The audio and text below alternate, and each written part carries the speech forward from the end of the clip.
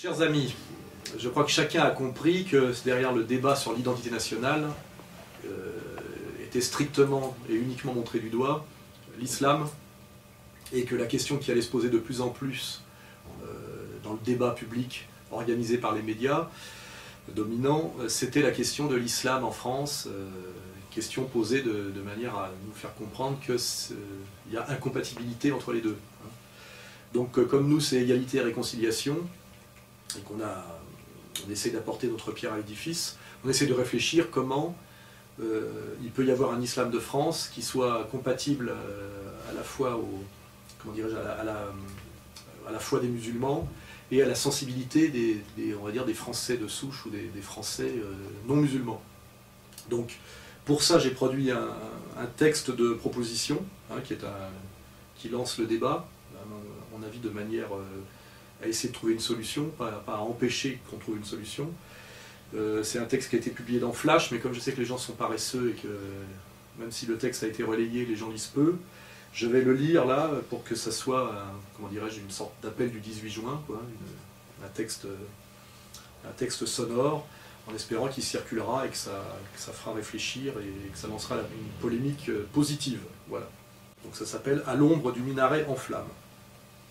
Et ça s'adresse aux musulmans et aux Français nationalistes, parce qu'il faut bien évidemment réconcilier les gens qui ne sont pas de la même famille, et on a quand même aujourd'hui face à face effectivement les nationaux qui se sentent attaqués par l'islam et les musulmans qui sentent que les nationaux les rejettent. Voilà. Donc à l'ombre du minaret en flammes. Le positionnement politicien de Marine Le Pen est excellent pour le FN. La critique du mondialisme, c'est la défense de la France. La critique de l'islam radical, c'est la défense de la France. Les Français sont exaspérés par la violence économique mondialiste. Ils sont exaspérés par l'arabisation de la France. Marine Le Pen donne donc l'impression de vouloir sauver la France, mais comme Milosevic qui voulait sauver la Grande Serbie plutôt que la Fédération yougoslave, ne risque-t-elle pas, dans les faits, de la précipiter dans la guerre civile? Et la guerre civile, n'est-ce pas ce que veut l'empire mondialiste, lui qui prospère partout, en Yougoslavie, au Liban, en Irak, sur les décombres des nations? L'Empire, qui est à Wall Street, et qui sait que pousser le salarié français paupérisé contre l'arabe lui coûtera moins cher que d'augmenter son salaire, lui redonner un emploi en cessant de désindustrialiser son pays. Qui sait que désigner l'arabe rhabillé en musulman, comme responsable de ses souffrances, lui évitera, lui, de passer à la caisse et à la casserole. Et c'est forcément électoralement très efficace, puisque là où il y a le plus de Français qui souffrent de la crise économique, c'est là où il y a aussi le plus de musulmans déguisés en arabes. Des racailles aussi, élevés à l'idéologie libérale de la maille, des meufs et du bling-bling, comme Doc Gynéco et son petit pote Sarkozy Junior, dit Mosset, mais de cela, étrangement, on ne parle plus, ils ne sont pas musulmans. Pourtant, ce ne sont pas les musulmans qui volent, qui insultent la police et qui taguent. Quant au retour à l'assimilation, je veux bien, mais l'assimilation à quoi? À la France de Sarkozy l'américain, qui fait du jogging avec t-shirt New York Police Department et Ray-Ban? Quelle légitimité a ce faux français pour demander aux musulmans de s'assimiler, quand lui et toutes nos élites politiques, culturelles, assimilent à marche forcée la France au communautarisme anglo-saxon? Comment oser exiger qu'on en finisse avec le communautarisme quand on va chaque année prendre ses ordres au dîner du CRIF, ce CRIF qui, après nous avoir seriné que le problème en France c'est l'islam, vient de se prononcer pour les minarets, le communautarisme et la guerre civile? Plus sérieusement, comment s'assimiler à la culture française en banlieue entre la barre HLM Yuri Gagarin, la médiathèque Robert Schuman, membre du premier gouvernement Pétain, et le fast-food McDonald's? À la limite, moi aussi je suis pour que les musulmanes enlèvent le foulard dans l'espace public, à condition que les juifs enlèvent leur kippa. Parce qu'en centre-ville, on ne voit pas de foulard, mais des kippas, et elles sont réapparues bien avant les foulards. Et même si je vous accorde que ces jeunes barbus de 3 jours, ces jeunes filles à foulard, parfois pour la frime et la drague, sont agaçants, plus exaspérantes encore sont les manipulations des autres, cette bêtise de tous, musulmans et gaulois, fonçant tête baissée dans le piège à coups de surenchère identitaire. Mais la colère ne doit pas nous faire oublier que l'arabisation de la France est d'abord la conséquence de l'immigration, de cette immigration à marche forcée contre la volonté des peuples, de tous les peuples, français comme maghrébins, voulus par le mondialisme. au point de nous faire oublier d'ailleurs qu'islam ne veut pas nécessairement dire arabe.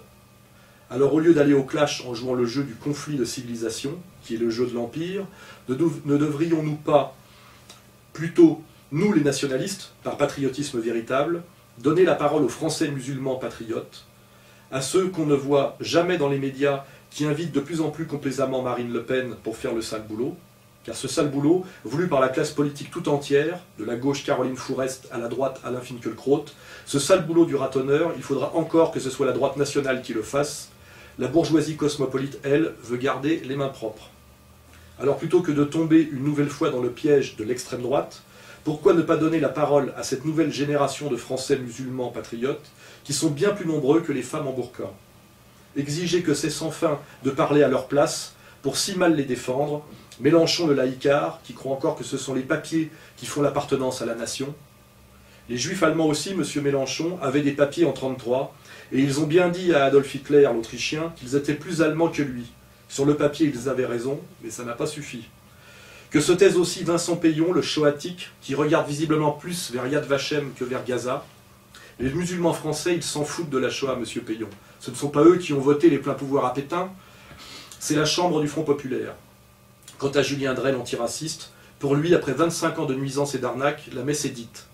Et même le gentil Ramadan, même lui, l'universitaire suisse, qui laisse aussi parler le musulman français pour qu'il puisse dire enfin à son concitoyen gaulois qui souffre que l'islam n'est pas une religion arabe mais universelle, que ses valeurs sont aussi des valeurs de résistance au mondialisme qui nous détruit tous, que s'ils sont de confession musulmane, en tant que patriotes français, ils sont aussi résolument contre l'immigration, le mondialisme et l'arabisation du pays. Qu'ils sont plus encore, contrairement à Cohn-Bendit, l'internationaliste, BHL, le cosmopolite, et Besancenot, le métisseur, pour l'indépendance de la France et pour un islam de France. Et rien dans les 5 piliers de l'islam, rien dans sa théologie ne l'interdit, au contraire.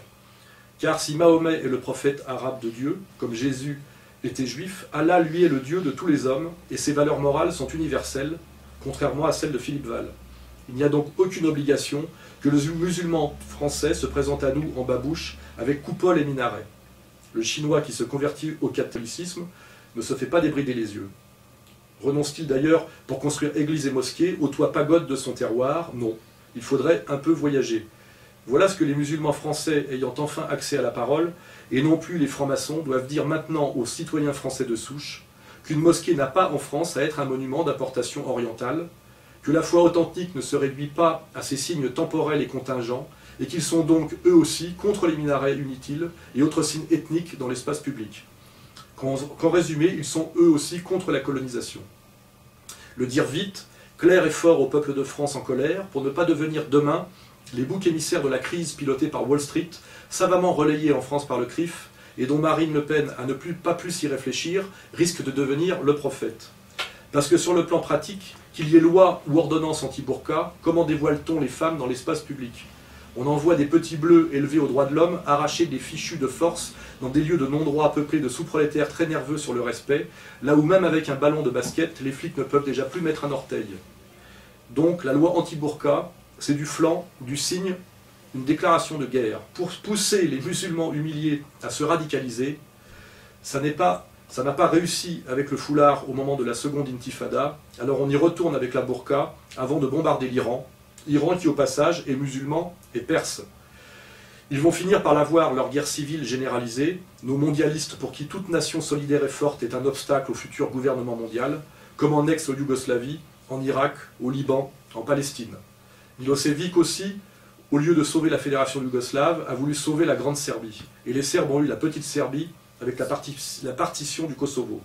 Souvenez-vous là aussi, BHL, Kouchner et Glucksmann le Tchétchène étaient tous pour les minarets. C'est à ça que devraient penser les Français en colère avant d'emboucher les trompettes de la Reconquista, et au lieu de regarder vers les identitaires hollandais ou danois, tous agents de l'Empire et sionistes, comme pour Dantec le sionisme est un très bon marqueur, ils devraient regarder plutôt du côté du général Aoun, qui connaît lui la guerre civile, ses dégâts, ses buts et ses causes, le général Aoun tendant la main en véritable patriote à Nasrallah du Hezbollah. Inch'Allah. Voilà, j'espère que certains auront compris.